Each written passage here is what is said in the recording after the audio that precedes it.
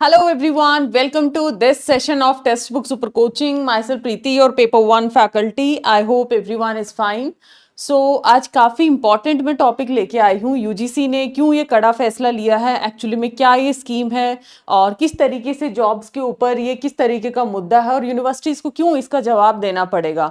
Being an aspirant, क्योंकि आप net JRF qualify करते हो, ऑब्वियसली एपी की जॉब के लिए आप अप्लाई भी करते हो, तो ये कुछ ऐसी चीज़ें होती हैं जिसके बारे में आपको अवेयर होना चाहिए और क्या एक्चुअली में करंट में आप लोगों का हैपनिंग है। जैसे अभी रिसेंट में देखिए तो तमिलनाडु की पॉलिसी के रिगार्डिंग इस तरीके के आपको टॉपिक्स के बारे में ऑलरेडी पता होना चाहिए, राइट। तो बेसिकली इसके अंदर क्या चीज़ मेंशन की गई है, क्या ये इशू देखने को मिला है, ये पूरा मैं आप लोगों को डायरेक्टली एक आर्टिकल की तरफ लेके चलती हूँ ताकि हम उसका रेफरेंस यूज कर पाए एंड वो सारी चीजें जनरली हम लोग डिस्कस कर पाए। देखिए, एक ना एनएफएस, आप लोगों ने अगर नाम सुना है, एनएफएस काफी ना सीरियस इशू बन रखा है। आप लोगों ने अगर पहले भी इसका कोई आर्टिकल देखा है तो एनएफएस बेसिकली क्या है कि हम उसको बोल देते कि ये ना उपयुक्त नहीं पाया गया, ठीक है। उसको अगर हिंदी में बात करें तो यूनिवर्सिटी की और कॉलेजेस में ना टीचर्स की नियुक्ति की जाती है, रिक्रूटमेंट किया जाता है, तो उसमें एक मेंशन होती है चीजें उपयुक्त नहीं पाया गया, यानी कि एनएफएस एक गंभीर विषय क्यों है,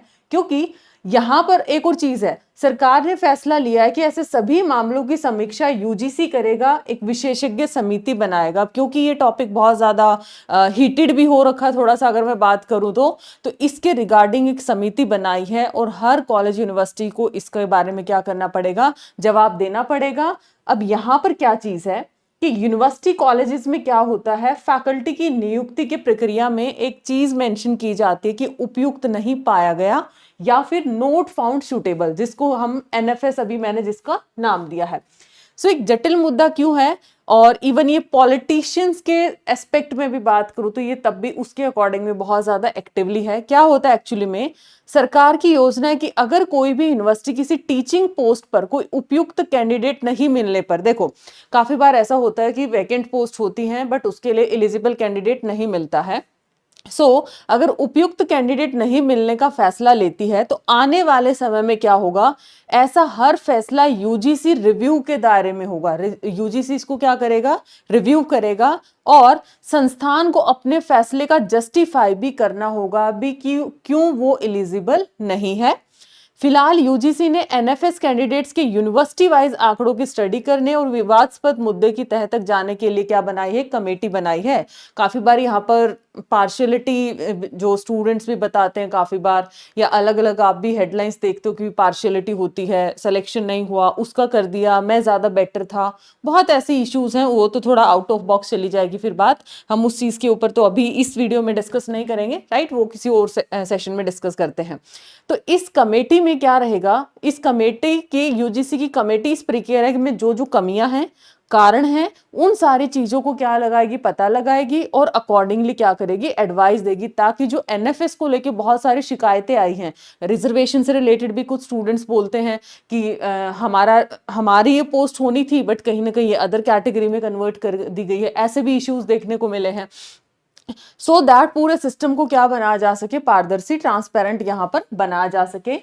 फिलहाल यह व्यवस्था है कि अगर कोई यूनिवर्सिटी किसी टीचिंग पोस्ट को न भरने का कारण उपयुक्त उम्मीदवार का नहीं मिलना बताती है तो उसके बारे में यूजीसी को कोई जानकारी नहीं होती है। अगर मैं करंट की बात करती हूँ, ठीक है, मतलब आपने कोई भी बोला कि जी ये कैंडिडेट उपयुक्त नहीं है, हमने सिलेक्शन नहीं किया और पोस्ट को हमने खाली छोड़ दिया, यूजीसी को इसके बारे में कोई जानकारी नहीं है।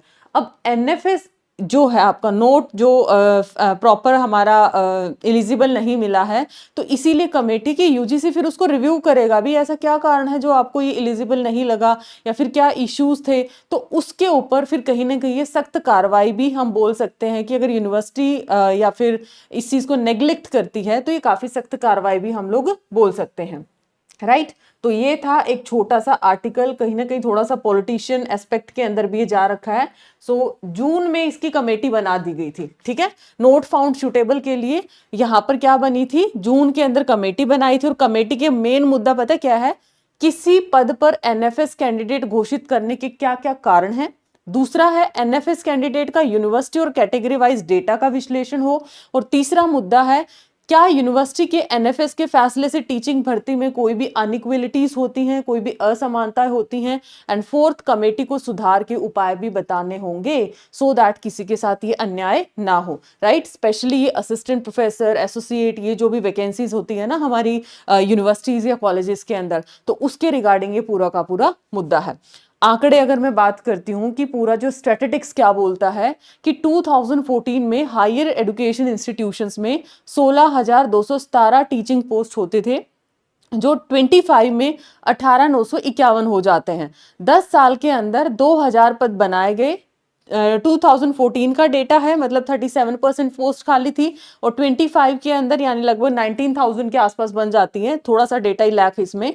सो इस तरीके से 25% यहाँ पर क्या है, वेकेंट पोस्ट हैं, और यही कि भी नोट फाउंड सूटेबल, ये वाला पार्ट इसके अंदर आ जाता है। तो इन खामियों को दूर करने के लिए कि जो सही कैंडिडेट है कहीं उसको तो नेग्लेक्ट नहीं किया गया है, सो ये बेसिकली मुद्दा है। तो आपको ये कमेटी का बनाना और यूजीसी इसको रिव्यू करेगा, आपका इसके बारे में क्या कहना है कि रिव्यू होना चाहिए नहीं होना चाहिए? क्योंकि आपने भी, हो सकता है आपके रिलेटिव्स ने, आपके आसपास भी ऐसा सिनेरियो बना हो, आपको लगता था कि मैं बहुत एलिजिबल हूं बट किसी और को वहां पर चूज कर लिया गया है, तो इसमें कमेंट सेक्शन में जरूर बताइएगा।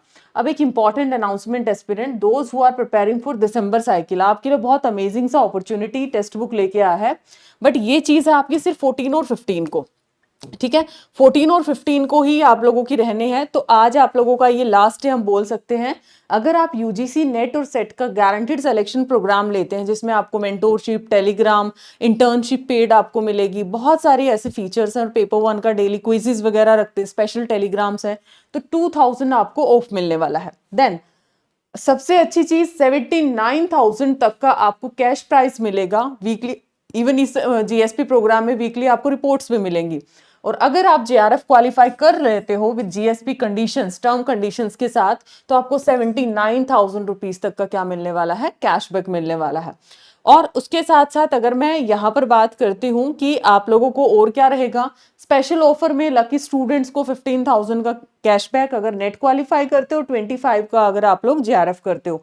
ये आप लोगों का क्या है, यूजीसी नेट सेट में। प्राइसेस मैं बता देती हूँ। UGC NET normal foundation batches लेते हो तो these are the prices, but I will suggest कि आप लोग ना जीएसपी के साथ जाओ।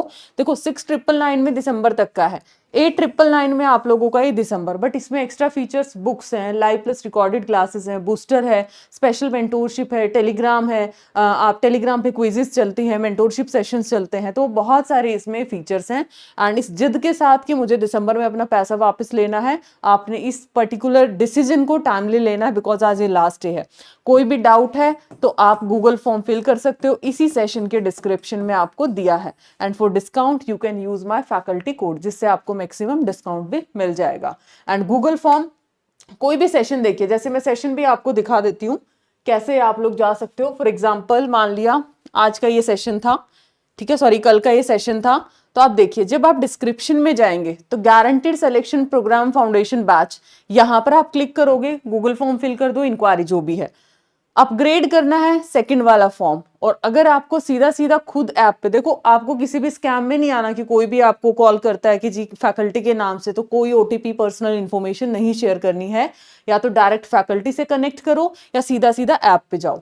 जब आप उस पर क्लिक करोगे इस तरीके का इंटरफेस आपको देखने को मिलेगा। तो इस तरीके से आप लोग यहाँ पर क्या कर सकते हो, अमाउंट को पे कर सकते हैं। एंड ये आप लोगों का लिमिटेड टाइम के लिए बेसिकली ऑफर है। Thank you so much. अब एनएफएस पे आपका क्या कहना है कमेंट सेक्शन में जरूर बताइएगा। Bye bye, take care.